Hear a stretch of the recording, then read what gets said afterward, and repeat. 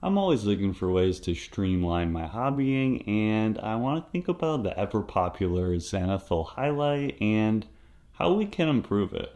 A zenithal highlight is a high contrast, typically white highlight sprayed on from above onto a black primed miniature. This instantly adds some definition to the miniature and also some nice easy pre-shading for the colors that follow. But if we're just going to add colors to it afterwards, why don't we just start with the colors? A while ago, I used some spray paint to blast some quick colors onto the Dawnbringer box set of Nurgle dudes. These miniatures are something I just wanted to add to my army and get to the tabletop pretty quickly with a no-fuss paint job. And I think using spray paint was off to a great start. I use spray paint that's typically used for graffiti. They have great staying power and I didn't need to lay down a primer before I applied them. I use Montana Hardcore paint, and this is a brand I really liked because even though I kind of did everything wrong, they ended up turning out pretty okay. Not only did I spray paint on a super humid summer night, but I was at my friend's studio, we had a couple beers, and I basically went way too hard applying the paint to these guys. They were super saturated with paint, and I could tell I clogged up a bit of the detail and was pretty certain I would have to strip them and start over, but much to my surprise, it contracted a ton when it dried, almost shrink wrapping them in a really hard shell of paint. The hardcore line of paint dries glossy, so I did have to apply some matte varnish to get the paint to stick nicely to it, but they have another line more geared towards artists which dries matte called Montana 94 or MTN 94, which I definitely recommend. It's also super affordable too, so I'll put a link in the description. But in order to avoid the same mistakes I made, when spray painting, you want to make sure that you're starting the spray before you hit the model and releasing your finger once you're all the way off it. This helps prevent any sputtering, and the worst of the speckling will happen in the air, and only the best part of the paint flow will be hitting your model. You want to hit your model with quick, short blasts of spray paint or primer, making sure you're not getting too much paint on there at once.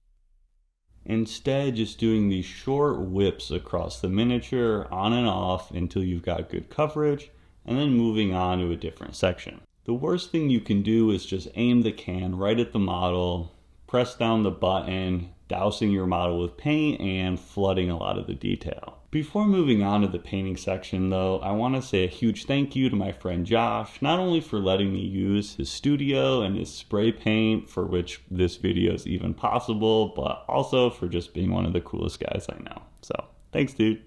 I'm going to be focusing on painting the Blightkings for this video, and for these minis, I sprayed cherry, which is a dark purple, from the sides and underneath, making sure I didn't leave any bare spots of plastic showing.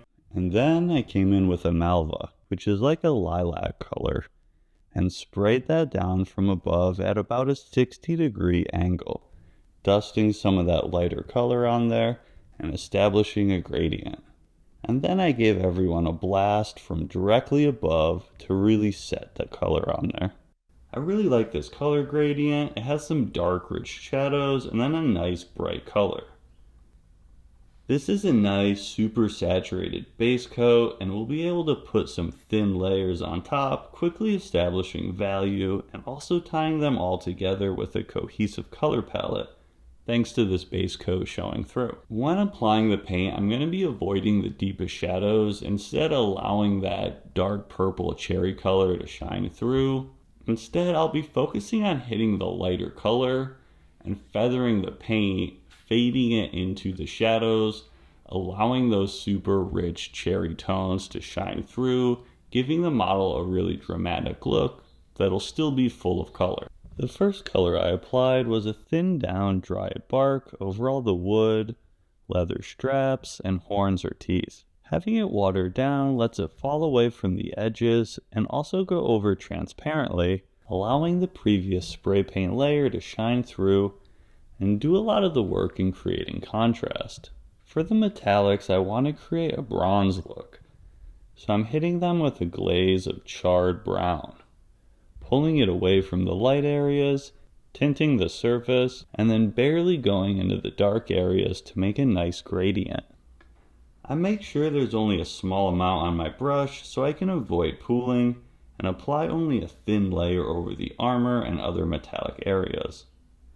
This brown color over the purples creates a really nice base to build bronze on, and even has a slight metallic look to it already because of that high contrast. I then do a dry brushing of Balthazar gold.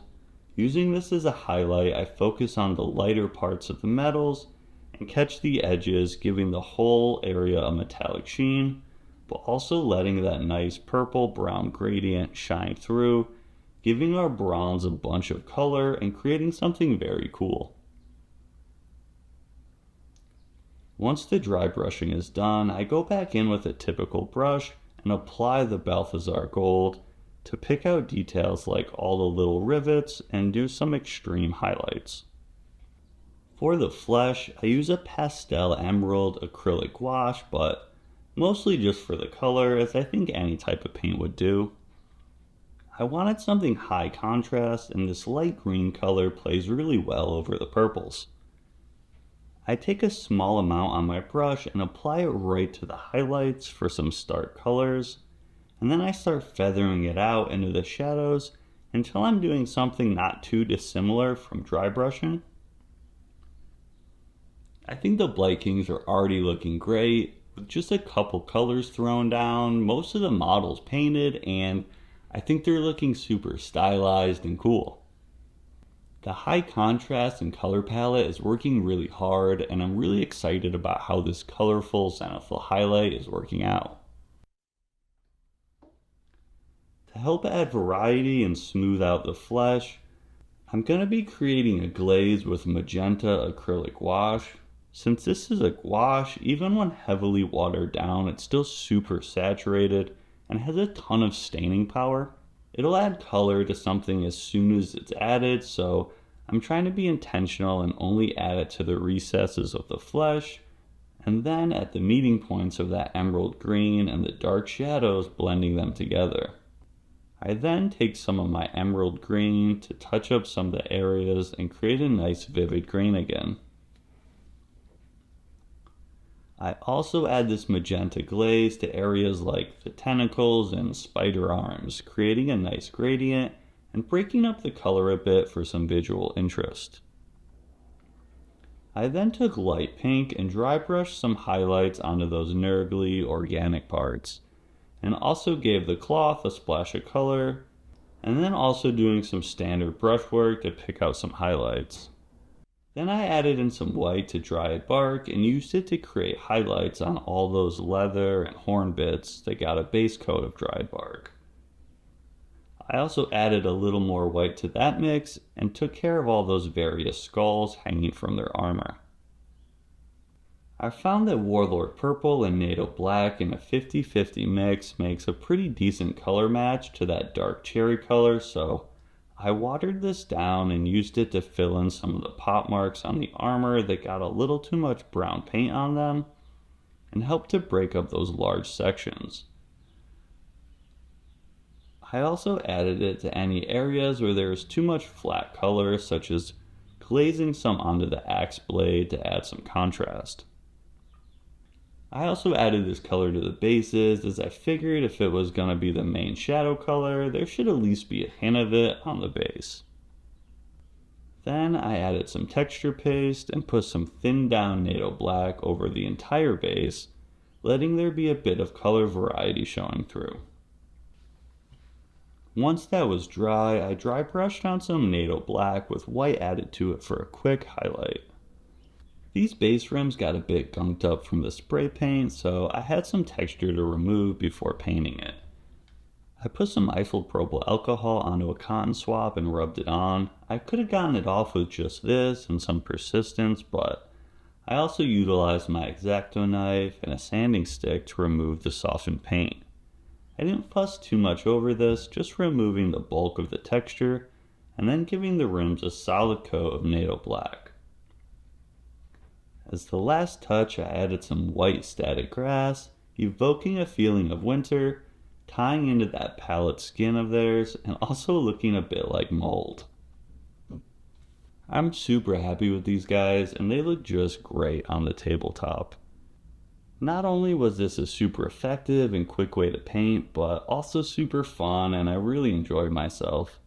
Adding paint onto that super cool looking spray paint base ended up being exactly the hobby technique I was hoping it would be. Seeing the different paint colors interact with that purple underneath was really rewarding, and in particular really love how the browns came out. I think the flesh also goes a really long way in making these models look as cool as they do. That saturated purple zenithal supplied by the spray paint did so much work in shining through the whole process, tying the entire scheme together and overall making these models super cool. I had a ton of fun painting up these Blightkings, and I hope you had fun watching the video and maybe try it out for yourself.